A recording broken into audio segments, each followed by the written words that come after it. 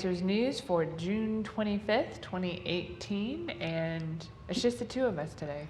It's just the two of us today. Yeah, Bodhi's not with us today. Yeah, so it's just you and me. Yep. And so I'll have to try and make some of the comments Bodhi usually makes. Bad jokes, you mean? The bad jokes, yeah. I'll and we have a wonderful studio audience with us today. Wow. Now, we always start a couple of minutes early, and we just talk about interesting things or fluff and stuff or whatever, because it takes us a couple of minutes for the notifications to go out. And you're supposed to turn your volume down. I know, I'm trying to, and I'm hitting the wrong button. we tell everybody else in here to turn their volume down. And so I'm following on the Answers in Genesis Facebook page, and Ken is following on his page. Ken Ham public page. Facebook page. And you can also go on the YouTube, Answers in Genesis YouTube channel, and we have somebody that are monitoring those as well. So we're starting to get some people, I see them all starting to come on now.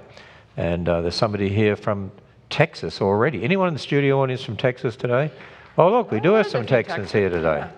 Anyone from California today? Oh, look at that. So, have you decided to live out here now? Somebody says, I heard Ken Ham got kicked out in the new Jurassic Park movie. Oh, that was the Babylon Bee. Did you know there were some people that actually thought that was real? I posted it on my Facebook page, and people thought that too. So. That was on the Babylon Bee. It's a satirical site, and they said, hey, latest news, Ken Ham went to the Jurassic World movie, the one that they're showing right now. It's in the theaters, and he heckled and so on and got thrown out of the theater and kept saying wrong, wrong, wrong. And your sentence was 6 literal days in jail. Yeah, that's what they said. There are actually people that believed it. Can you imagine that? Anyway, so just as we get underway here, you know what I did on Friday? I went up to Columbus, Ohio. Oh, yeah. And took my wife up there, and one of our photographers up there as well, because we were doing the test program for our VBS for next year. Our VBS is in the top 3 in the world, and the one for next year, we're tackling a topic we don't believe anyone's ever tackled before for a VBS on the race issue. Right. And we teach them that there's only one race, and we're all the same skin color, different shades, and the gospel is for every tribe and nation. In fact, the theme Bible verse for the VBS is every tribe, tongue, and nation that's going to be in heaven, because we're all one race, we're all one family, and the kids absolutely loved it. In fact, one of the things that they did, they made cookies, I believe, and they used a coloring agent, and it was the same color, but they made it different shades. Different shades. That's neat. Kids love doing that sort of thing. Awesome. So let me show you. This is the group that we saw. At the test church, and there were 2 test churches, and this was the day program. There was that had 800 of those kids, and the night program there were 500, and then there was another test church. So we have 2 test churches, and so about 2,000 kids each year go through the test program, and then after we do all that, then we're able to get it all printed and ready for the coming year. So there's a lot of churches who are using the Answers in Genesis program for this year, which is called Time Lab, dealing with the fact that Jesus is God. But this one for 2019 is on the race issue. I'm super excited about this. My husband and I, we adopted our daughter from China, and so she's obviously a different people group than we are. And so the issue of racism, I don't know, that's something that's very personal for me, and we definitely want people to see that regardless of how we may look on the outside or what country we come from, that we're all one race, the human race. And so that's an important topic, and I'm glad to see that we're covering it. Hey, somebody here said that Babylon Bee article, that one was their favorite. Oh, How about that? It was good. It was done well. It was a good article. Okay, people from all over who are getting on, and so we are ready to get underway. Yeah. So, I'm ready. From Petersburg, Kentucky, here she is, the famous, the one and only Dr. Georgia Purdom. Take it away. That's like the nicest thing you've said to me in a while. All right. Dawkins is wrong. The fastest growing religion is atheism. Okay, so this was an article written based on the fact that Dawkins had said they were being talking about the death throes of Christianity in Europe, and he said, well, even if Christianity dies out, he says he's kind of afraid of that in some ways because something worse could actually take its place, and to him, that worse is Islam that would be taking its place. But what this author tries to do in this article is saying, no, the fastest growing faith in the West is not Islam, it's atheism. And as we've said many times before, atheism is a religion. It is. Just as much as And in fact, even people need to understand when public schools, like in America, through God Out, the Bible Out, Prayer Out, now teach generations of students, you can explain everything by natural processes. That is atheism. That's the religion of atheism. It's the state religion of our Western world now. Right. And it's being forced on generations of kids. And so people don't realize how destructive atheism is. Right, because they try to say, well, Christianity or other religions are the cause of all these wars and they've resulted in the deaths of all these people. But then this author kind of summarizes the regimes that have been, overseen by atheists. Right. And it's 148 million dead as a result of that. I would encourage people to read the article. It's a very well done article, but of course he's talking about Stalin and Mao and so on, and the millions and millions of dead because of their atheistic philosophies. And people need to realize that. They need to understand, because basically if there's no God, you decide your own rules. Right. You're your own God. Right. Who decides right and wrong? What's moral is whatever's moral to you. It's like when I was talking to Bill Nye at the Ark, and I said, how do you decide right and wrong? He said, by consensus of the tribe. And he even says in here that the atheists are using, their faith is really in nothing. It's nothing that can be scientifically proven. It's a lot of assumptions that they make about the past, and he says, it requires more faith because it's a real suspension of logic and common sense, because it doesn't go with what we see. And we'll even talk about later about DNA and some of the clear design that we see there. I mean, to say that it's not designed is really illogical, very illogical to say that. We've had a couple of people get on here. Someone said atheism is not a religion. Another one said atheism is not a religion. It's not believing in religion at all. Atheism is an irrational faith, an illogical faith, an incredulous faith, a blind faith. That's what atheism is. Because, ask an atheist, where did the universe come from? Where did energy come from? Where did matter come from? How did life arise? They say by natural processes. Where did matter come from? When Bill Nye was asked on this stage, when I debated him, where did matter come from? He said, I don't know, it's a mystery. They have faith, they have beliefs. They have faith that somehow they all arose by natural processes. Yeah. There's no God. Somehow matter came into existence. That is it's their religion. Right. And it affects their worldview. Well, that's what this author says. It's a religion of hopelessness, cynicism, and unhappiness. It's essentially a gospel of nothingness. And so that's what it leads to. That's why these people think they can kill all these people, because that's their worldview. That's their starting point. Life is meaningless to them and purposeless. Hey, I got a problem. Somebody said here, wow, Ken Ham is being nice to Georgia. That's destroying my reputation. Told you. I'm going to have to do something about that. Oh, brother. Okay, let's go on to the next article. Yeah, religious people live 4 years longer than atheists, study finds. Now, what I find ironic about that title is, first of all, like we just said, atheism is a religion, okay? So maybe it's just people that don't believe in a higher power that tend to live less than people that do. And so they basically analyzed a bunch of obituaries to see, I guess, what age the person was when they died and whether or not they were Well, religious. That's interesting, because they analyzed people who are dead. Well, what people said about them, I guess, in their obituary, and they said that the religious people lived 5.64 years longer than non-religious people. But you know what it could be, though? I mean, really, I just had to have one of those medicals for insurance. And they question you. And one of the questions was, do you smoke? No. Have you ever used tobacco? No. Have you ever used tobacco at all? No. Even once? No. Okay, so you've never, no. Yeah. No. Because insurance companies know that particular lifestyle and particular things you do will affect how they look at you in regard to, what they predict you could live, your lifespan.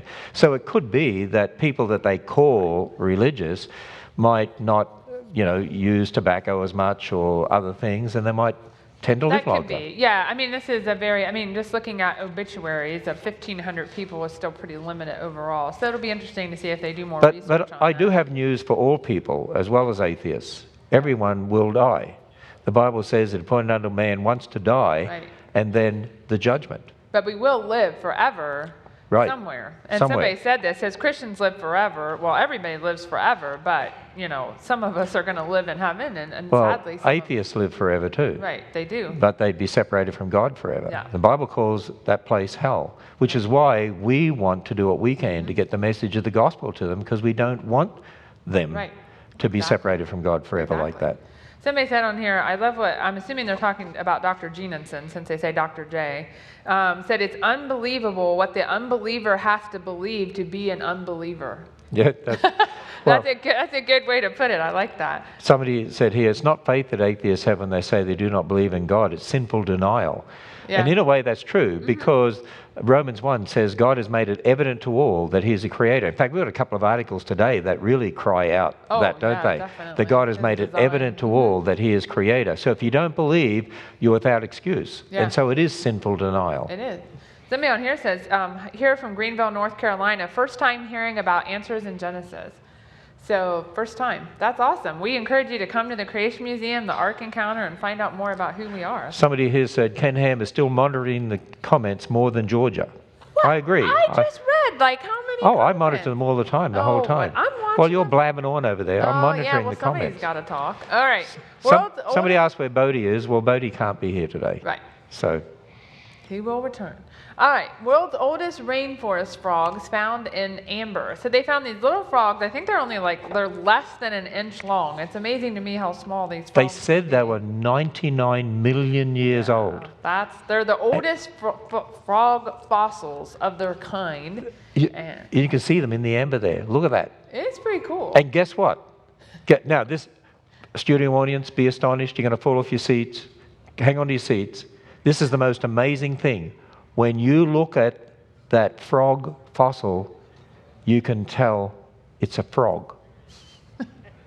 Because frogs are Isn't that amazing? Frogs. They're all in shock. They didn't even. Did you notice that? They're all in shock. Yeah. I don't think they got it. Frogs produce frogs. Yep. And frogs have always looked like frogs. So when you look at that and say it's a frog, it's a frog. See what I mean? Now you still don't get it. Well, they still don't get it. What's wrong with them? Right. Well, they say it's similar to modern frogs in many ways. Shocking. So, essentially, there's been no change. Now, they do call it a new species. Yeah, I was going to say. They say it's a different species, but there's no soft tissue. Well, and I have major issues with that from the fossil record, saying that this is a new species of this, or this is a new species of this. I'm like, because that's a very, we were talking before, if you found the fossil of a Chihuahua and a Great Dane, okay, and they didn't exist today, and you found them, what would you say? You'd say they're different species, maybe even totally different animals in some ways, because they look so different. But they're the same species as we classify species. And here's a good point for young people that are here. Here's a really important point. You see, what you'll often hear is evolutionists saying, no animals today ever lived with dinosaurs. But when you look in the fossil record, you notice these frogs, they said, were in the same ages as dinosaurs lived, right, according to evolutionists. So frogs live with dinosaurs. Actually, most animals that we see today, you find evidence of fossils living with dinosaurs. The reason evolutionists say they don't live with dinosaurs is because a lot of times they say, they were different species. Yeah. See, and there's the issue. But most land animals you have today, it doesn't matter, possums or whatever, you find their fossils in the same age, according to evolutionists, as dinosaur age rock. So when they mock by saying, how could humans have ever lived with dinosaurs? That's ridiculous. Dinosaurs died out millions of years ago. Most animals we have today live with dinosaurs when you find them in the fossil record. Because this is about the fossil record. It's according, in relation to Noah's flood, not millions of years of evolution. Exactly. Now, one thing they say is, it says the frog fossil record remains biased and patchy, but we do get this occasional gem that helps us appreciate what we are missing. There's nothing missing. A frog is a frog. I mean, this belongs to one of the original frog kinds that God created. It's a species within that. Frogs produce frogs. Yeah, dogs produce dogs. Nothing's missing. Cats produce cats. It's amazing and stunning. Totally agrees with what we observe. Now, I will say this comment. This one says, "Hi, Dr. Georgia Pridham from Fort Worth, Texas. You're a cool scientist." Just saying. So, I'm cool. Yeah, but somebody paid them to put that on there. Oh, whatever. Okay. They must have. All right. Now, this next article. Yeah, Bodie was real upset when he couldn't be here for this because he said he wanted to tell people he was really ticked off. I know. That he couldn't be here. So that's a shout out to you, Bodie, because he loves to do puns and plays on words and things like that. So this tick, so kind of like the frog, this tick's worst day ever, frozen in time for 100 million years. So about the same age, actually, as the frog fossil, but preserved in amber. Hey, this, according to evolutionists, dinosaurs lived at this time, according to them, which means ticks live with dinosaurs too. They did, yep. I wonder if dinosaurs got ticked off by ticks. They probably didn't like them, but... All right, so this one was actually found. The reason they're saying this is kind of unique and its worst day ever is because it was found actually wrapped up in spider silk. So this tick was maybe about to become lunch or something for a spider, and they know it was spider silk by looking. In other words, they think it could be fungus possibly that, filaments, but they said looking at it closer, which just amazes me they can do this, it's made of silk. So it's not some sort of fungus encompassed. It says here, it also offers a fascinating snapshot of the life and death struggles of species of the distant past. See, again, the implication is there's different species in the past. Speciation, by the way, is not evolution anyway. But what makes them class them as different species? That again, they can't see them living. And again, as you said, if you found a Chihuahua and a Great Dane or something, fossils in the fossil record, you would say, well, they were different species, but they're the same kind. Right. There can be great variation within a kind. Yeah. And so all the land animal kinds that we find today, most of the land animal kinds we find today, we actually find in the fossil record, along with the same levels as dinosaurs. Yeah, and we'd say it's from the flood, not from... Those layers were laid down over a very short period of time, not millions of years. Okay, somebody on here says, this is cat watching. What's that? They said, is the cat watching? Is the cat watching? Oh, some people might know this, but there's one of our supporters in Florida who every time Answers News comes on, he has his cat with him, and if I'm on, the cat watches. If I'm not on, the cat goes to sleep. And he said it's because of the Australian accent that I have. Well, somebody on here said cats and kids love Dr. Pridham. So, anyways, yeah. We have this ongoing battle about the cat. Was that your husband that put that on there? Let me see. I think it... Yeah. So, all right. Georgia is awesome, and Ken, you're cool. And miss you, Bodie. Well, that's good. Okay. Yeah. All right. Seeing the nucleus in 4D. Okay. So when I saw this article, my science geekiness kicks in. Watch. She's going to get excited because she's a molecular geneticist. So you'll notice a slight increase in volume in her voice as she gets excited as a scientist.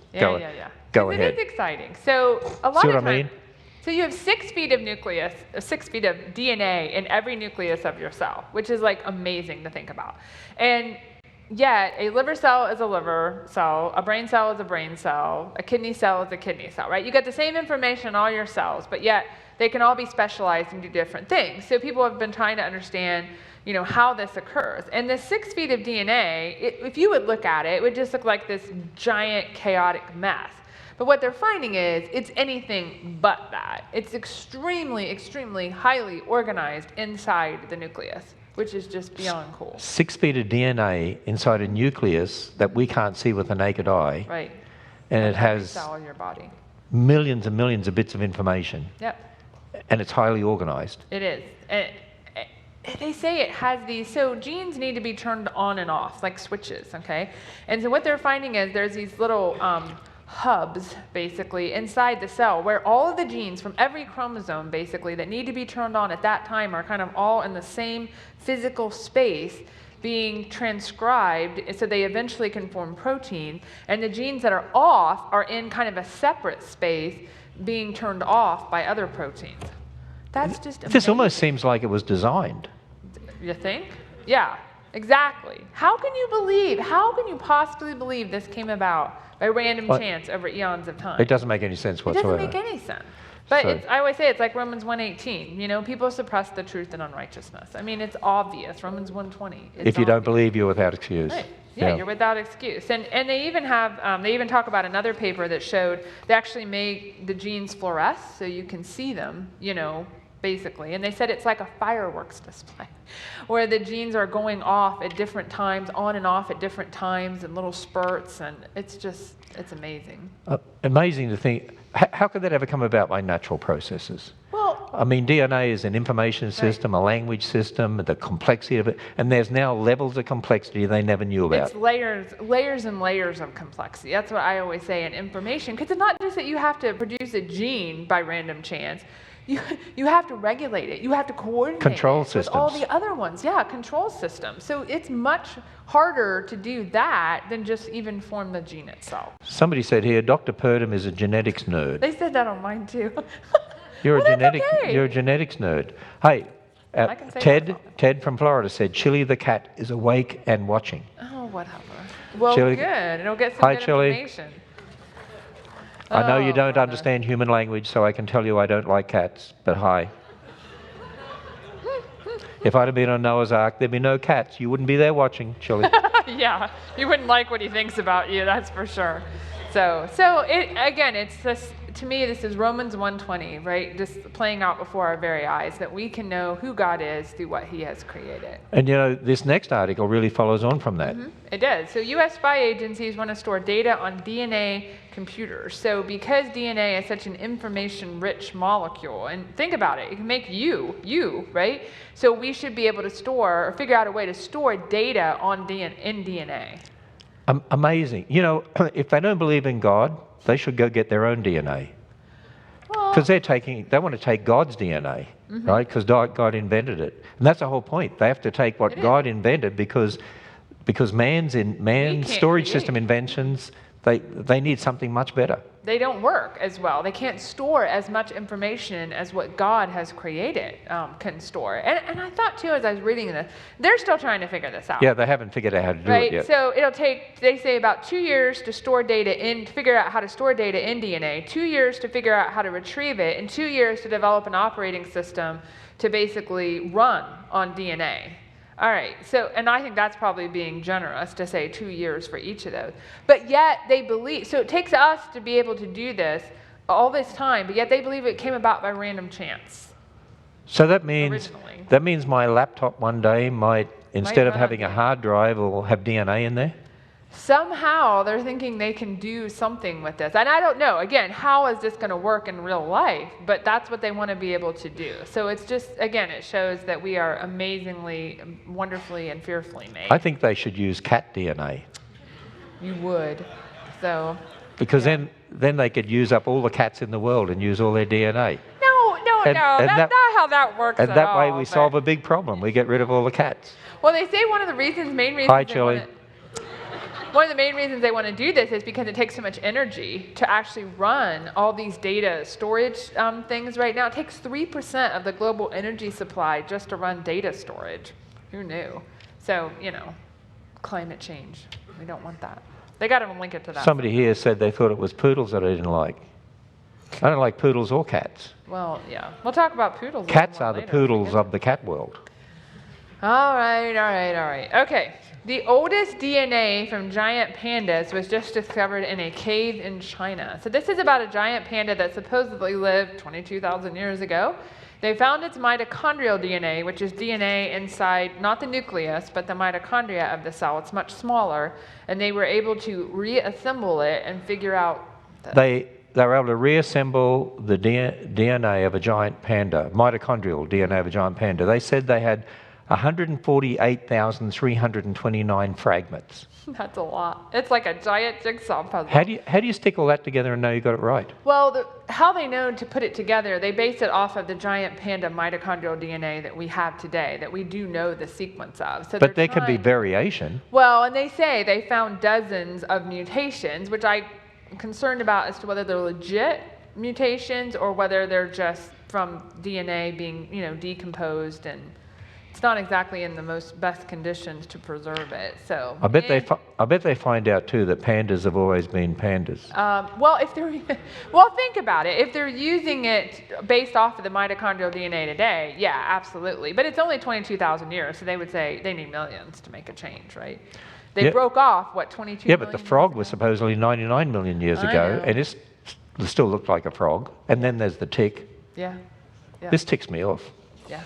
Like, I want to use that again, because Bodie wanted me to say that. Again, yeah, there's 3 times we said that. Okay. Yeah, definitely. All right. Oh, somebody says, why do you hate cats? Oh, that's a silly question. Just look at them. I like cats. They're trying to take over the world. Oh. When you look at a cat, you know what? It puts its paw up and it says, I've got you in my little paws. That's what they're doing. I think you have issues. Okay. Coco, the gorilla. That's what my wife says.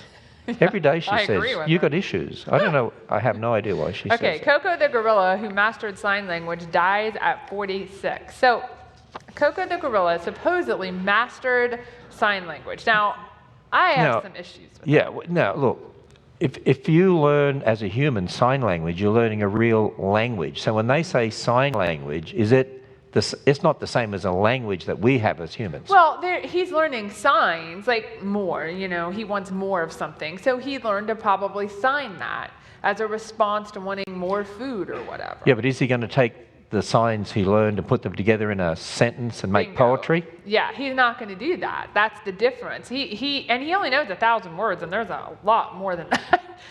So it's not language as we understand language. No. It's more a learned behavior for communication. Sure. Well, and too, it's an animal. So if he wants more food and he figures out if he does this, he gets more food, he's going to do it. That's a learned response, basically. We had a dog once, and I taught it to sit and sat. Mm-hmm. But why did it sit? Because it understood language, right? But what did you give it for sitting? A lot of times you probably gave it something, and well, we did. It learned if it did that, we would give it a treat. Right. Exactly. So it was a learned behavior. Yeah, it is. And so does that mean I have these people that say their dog loves them? Really, it's just like a complex computer with a behavioral learned response, and it doesn't love them at all. Right. Well, now, it can't feel love like we feel love, obviously, but dogs, I think, can have emotions. Now you're going to get all the dog people mad on here, and I'm going to have to listen to that. But I have these people that claim their dog loves them, their cat loves them. I keep telling them it's just like a sophisticated computer. You just got to look at it like that. And they get mad at me. So one of the things that Bodhi told me before we came on the air today, he wrote a book called Tower of Babel, and in it he was actually talking about of course it talks about languages, and he said there was a dog by the name of Chandra Leah who can recognize over 1,022 commands and respond to each accordingly. Some are even math problems. Okay, so apparently this dog could actually do more than Coco. And so it just tells you it is a learned response thing. It's not about what kind of dog was that? He told me it was a poodle. No, it couldn't be. It couldn't be a poodle. It's your favorite dog. So, yeah. But if or maybe it has an intelligent brain inside a degenerate body. Yeah, well, but it just shows that this dog can do more than this ape. It's trying to make the connection, well, the ape is most like us, so that's why it can do this. This dog could do more. So what does that say? Again, it's the problem with the whole evolutionary story. So it's not language as in human language, where we can have abstract thought and express ourselves in abstract ways and do poetry. It's nothing. It's learned behavior language in that sense. Because they even said when they told it, because I guess it developed a relationship with Robin Williams, and so when Robin Williams died and they told Coco, he hunched over in sadness and her lip quivered. And I'm like, yeah, but it's probably a response to the word death. It probably learned that death means something sad, so it's just doing what it's been trained to do. Hey, somebody here asked, maybe we could do this on Thursday. Mm-hmm. They said, did you see this about Laura Ingalls Wilder?